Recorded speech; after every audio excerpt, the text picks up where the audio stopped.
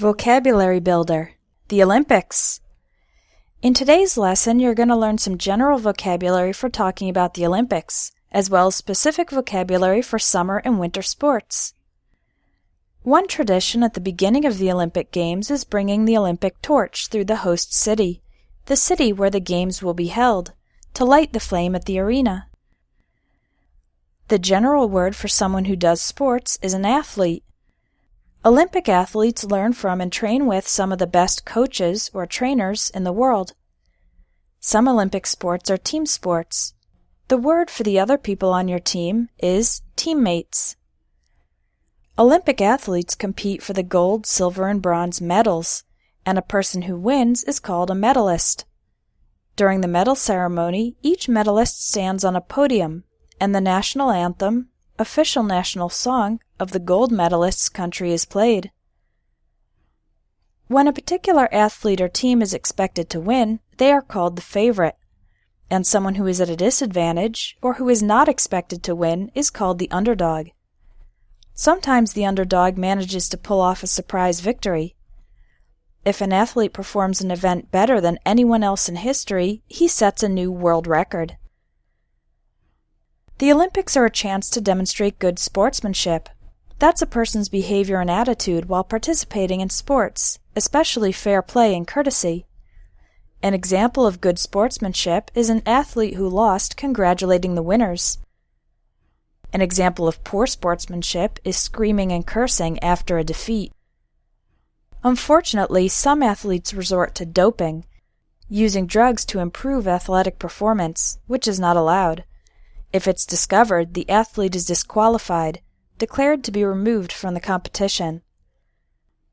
Olympic athletes should remember that they are role models, examples that many people, especially younger people, observe and imitate.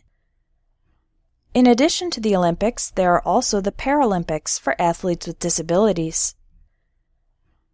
Let's learn some vocabulary for specific sports in the Summer and Winter Olympics.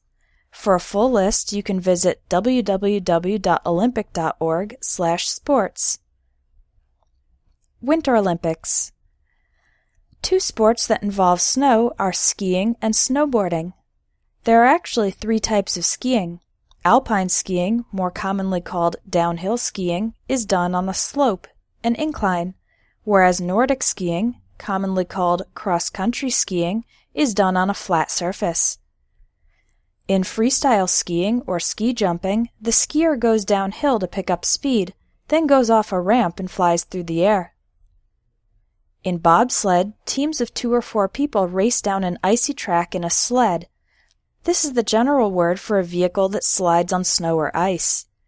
Luge is similar, but it uses a different type of sled with 1 or 2 people. And in the sport called skeleton, the athlete lies face down on the sled and goes down the track head first.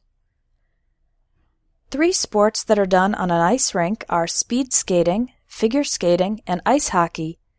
Speed skating is a race, a competition where the fastest athlete wins.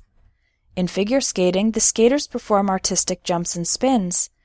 And in ice hockey, each team uses their sticks to get the puck into the goal.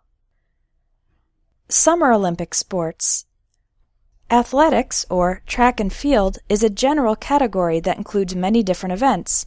Sprints, running short distances very fast, hurdles, jumping over barriers, relays, races in which the runners hand off a baton to a teammate to continue the race, as well as jumping and throwing events such as the pole vault, the discus throw, and more. Gymnastics is another general category. It involves acrobatic events such as the balance beam, the uneven bars, the vault, and the rings. Gymnasts also do a floor routine in which they perform various flips, jumping and turning in the air. 3 sports done in the swimming pool are diving, water polo, and synchronized swimming.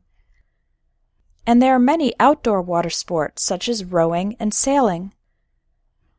A few more interesting sports in the Summer Olympics are archery, shooting at a target with a bow and arrow, equestrian, which is the art of horseback riding, and fencing, the sport of fighting with swords.